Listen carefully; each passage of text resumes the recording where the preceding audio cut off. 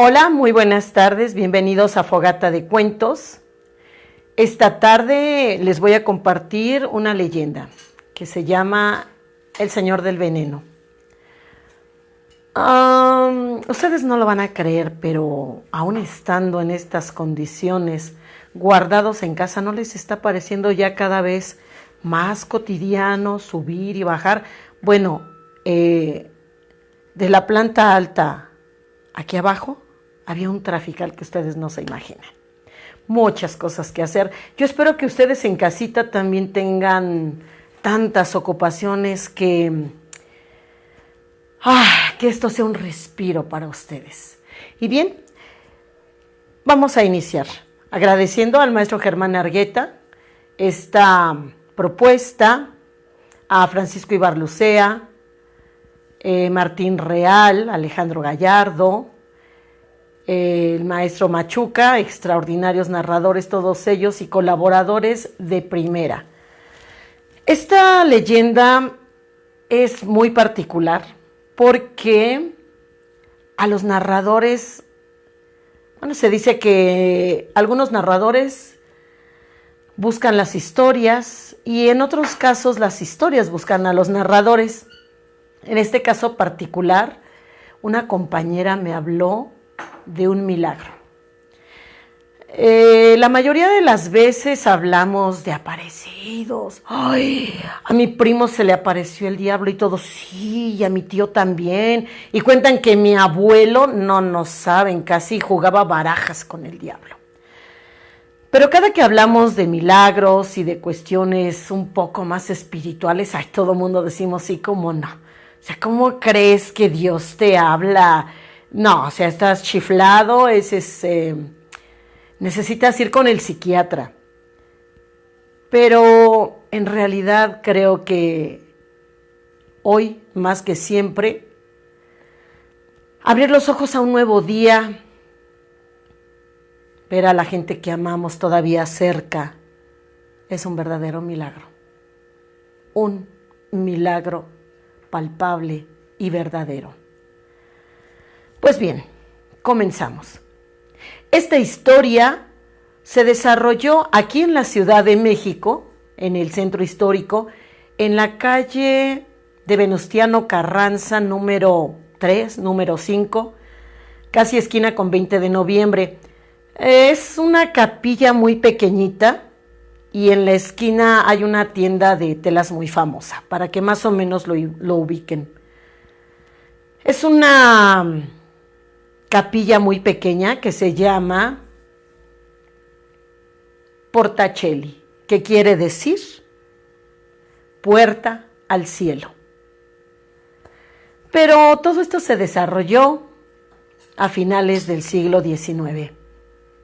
Cuentan que don Fernando de Nájera era un hombre que había venido de España, heredero de una gran fortuna, y que a base de trabajo, de mucho trabajo honrado, estarán ustedes de acuerdo conmigo que hay personas que sí han amasado grandes fortunas a través del trabajo, la generosidad y la honestidad. Pues este era el caso de don Fernando de Nájera. Ciertamente había heredado varios títulos nobiliarios y una fortuna que había amasado a través del trabajo honesto. No solo eso, era un hombre generoso y devoto. Él tenía una costumbre de todos los días, un hábito más bien. Todas las mañanas se levantaba antes que todos sus criados, se arreglaba muy bien y desayunaba un jarro así, de chocolate, bien calientito, espumoso, que con mucho cariño le hacía todas las mañanas su cocinera. Después de disfrutarlo con una pieza de pan o una rebanada de algún pan o pastel, se iba hacia Portacelli. Sombrero de copa, capa, sus joyas, su bastón, sus guantes. Y llegaba a esta iglesia. más que iglesia, una capilla pequeña, como les comento, y empezaba a escuchar la misa con una devoción, con un agradecimiento por el día vivido, por los alimentos, por todo lo que había recibido. Daba gracias y escuchaba atentamente la palabra de Dios en los labios del sacerdote. Ahora bien, él tenía un lugar muy especial. Las personas de la comunidad le habían mandado a hacer un reclinatorio agradeciéndole a este hombre tantos favores. Ahora bien, al término de la misa, don Fernando salía de la iglesia, pero se detenía frente a un nicho. Allí había un Cristo tallado en madera. Era muy blanco. Su blancura se notaba en todo aquel adorno dorado. Pero no solo eso. La obra de arte era tan perfecta. Las manos, los pies, pero en particular el rostro de la santa imagen. El rostro de Jesús, tallado en esa madera, mostraba una mirada tan generosa, tan llena de amor, tan llena de misericordia, y sus labios apenas entreabiertos parecieran exhalar el último aliento. Don Fernando se hincaba frente a esta santa imagen, se santiguaba, sacaba de una talega de monedas, unas monedas de oro, y las ponía en la charolita de las limosnas.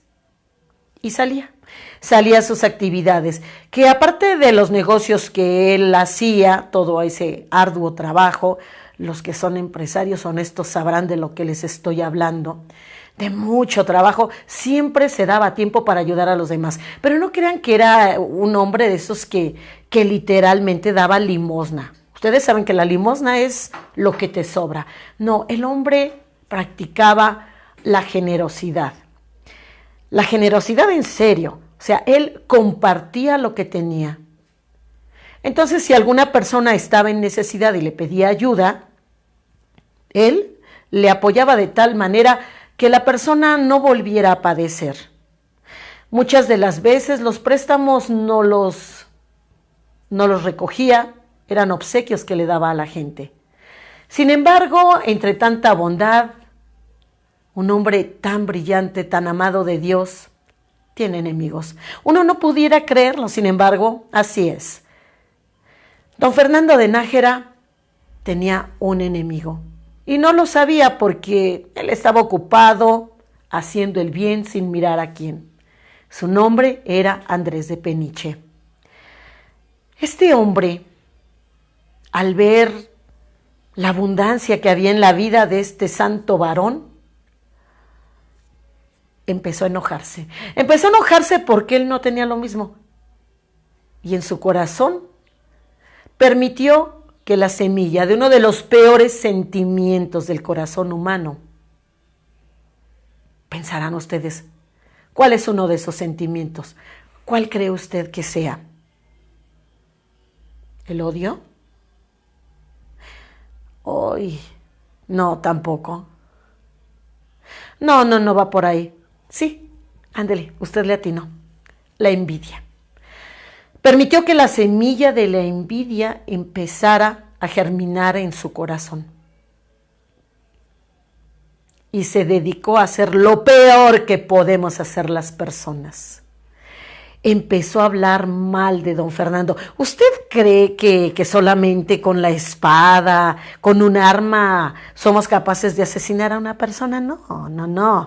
También somos capaces de destruir a las personas a través de las intrigas y la maldad de nuestras palabras. Pues bien, Andrés de Peniche se dedicó a hablar mal de don Fernando, de poner en duda el buen corazón y todas estas acciones generosas que hacía con las personas.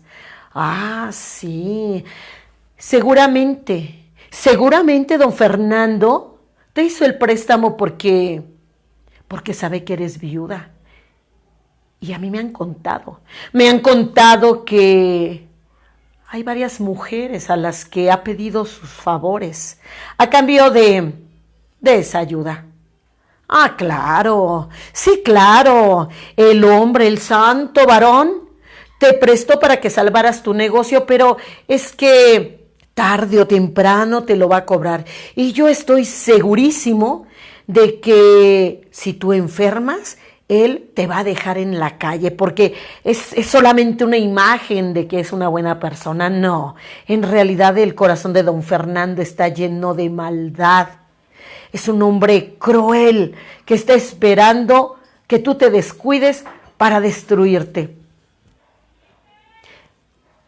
Palabras como estas hacen mella en el corazón de las personas que no te conocen.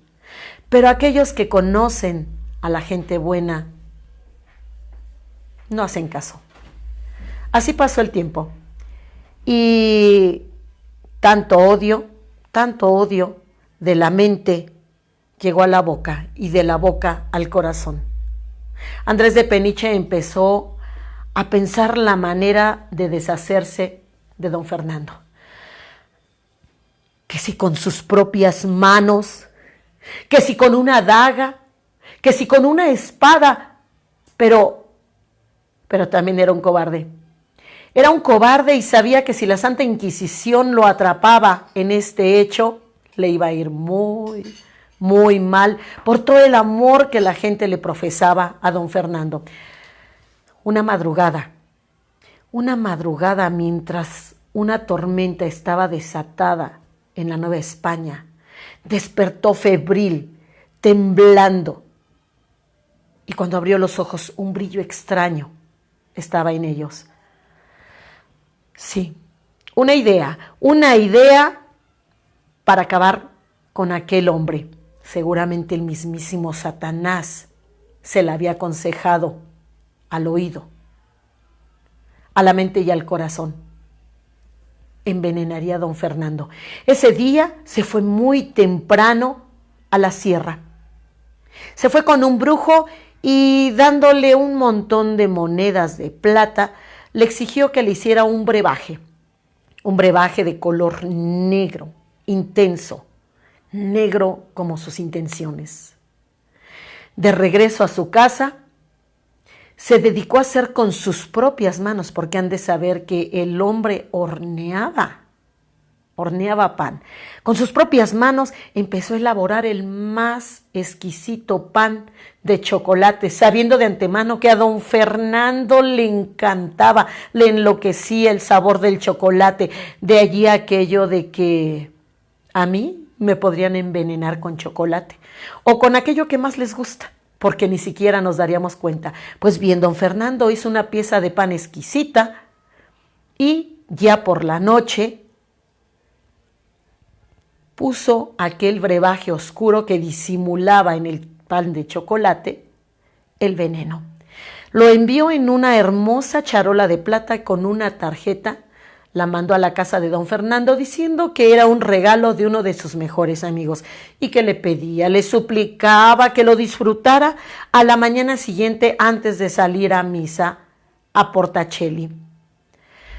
Don Fernando, que se levantaba, como les digo, muy, muy temprano, encontró en la mesa de su comedor su jarro de chocolate bien caliente y espumoso, aquel pan con la tarjeta. El aroma era exquisito. Cortó un buen trozo de pan y con el chocolate.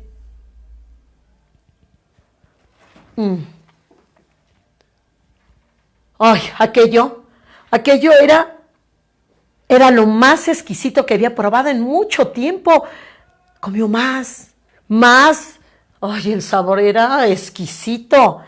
De pronto empezaron a sonar las campanas de la iglesia. Y él, sorprendido de la delicia de aquel pan, se levantó rápidamente y sintió sintió un mareo, pero él lo atribuyó a la rapidez con la que se había levantado. Se puso el sombrero, la capa, cogió sus guantes, sus joyas, el bastón. Se dirigió rápidamente a la capilla de Portacelli y entró a la iglesia a escuchar la Santa Misa. Pero Andrés de Peniche, el malvado, lo había estado siguiendo. Él quería ver con sus propios ojos la destrucción de su peor enemigo. ¿De su enemigo? A hurtadillas se metió a la iglesia y se escondió en un confesionario, esperando a ver toda aquella escena.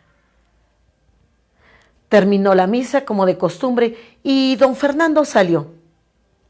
Y como era hábito, antes de salir de la iglesia, se paró frente a aquel Cristo, se santiguó,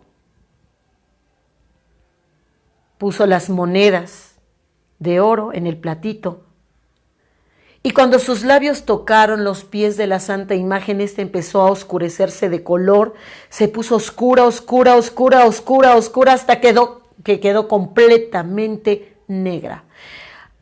Ante aquel prodigio la gente estaba confundida, no sabía lo que pasaba, pero Andrés lo sabía perfectamente. Salió de su escondite aterrado, sabiendo que la furia divina podía desatarse en su persona.